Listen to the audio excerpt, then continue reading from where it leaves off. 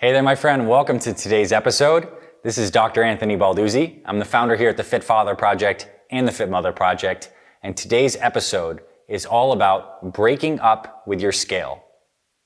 If you've been tuning into the Fit Father or Fit Mother Project for some time, you've probably heard me talk about how our team believes that if it is your goal to reach a certain weight and to lose weight, one of the best things you can do is track your weight almost daily, if not daily. And a quick summary of our thoughts and the research behind this as well is basically this philosophy, that if you have a weight goal, what gets measured and tracked gets improved. So if you're trying to lose 20 pounds, it's a really good idea to check in every single day to see what your body weighs at the same time in the morning. That gives you feedback on how your body responded to the last few days of work, and it gives you a trend line and data points over time.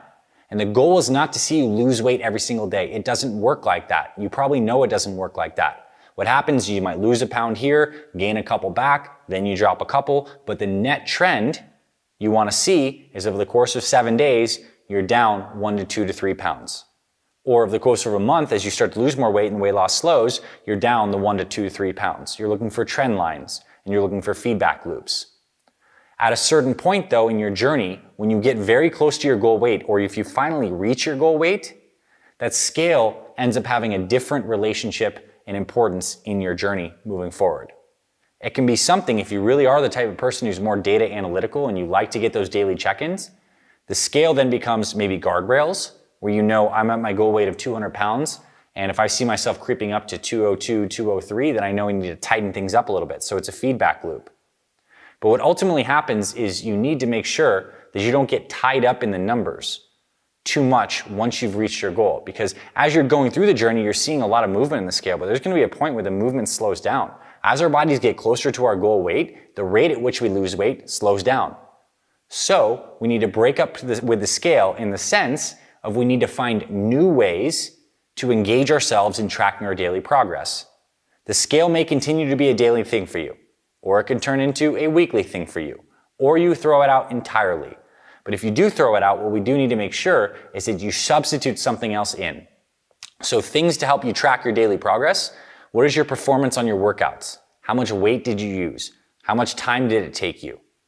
Clothing and measurements are a great way to check in on your progress. I don't expect you to measure yourself every single morning. That'd be a little excessive, but maybe you do it every month to get an idea on that.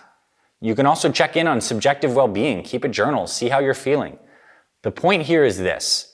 The scale over time, as we're losing weight, the scale is one of the best tools. As you reach your goal weight, the scale can be guardrails, but you need to find other ways to track your progress daily. I think performance and how long you walked or what your heart rate was or some of these things that are engaging you in the activities you're doing and improving on is a really great way to continue to track progress. Other good things is to really take note inside a journal of some non-scale victories. NSVs. We talk about these with all of our program members. These are maybe a comment that a coworker made because he or she hasn't seen you in a while and they're like, wow, what have you been doing? You go to your doctor's office and they're shocked at how much weight you've lost. Or you go to play with your kids and your grandkids and you realize, oh man, I wouldn't have been able to do that a couple months ago. I can now do that. Or someone gives you a nice compliment. Or you look at yourself in the bathroom mirror and you see muscles where you saw flab in the past. Whatever it is, these NSVs are key to continue tracking our progress. And we need to actually look for them. So I think being intentional about keeping a little journal about what your NSVs are is a great way to continue to check in, and stay accountable to your daily progress. Because we know we still want those daily check-ins. We know we want that structure. We don't want to lose that. But the scale is naturally going to become less and less important as we get closer to our goal weight. Then it becomes guardrails. It becomes something that we just generally track where our weight's floating around. But we all have the understanding that as we start to lose weight, the rate at which we lose slows down.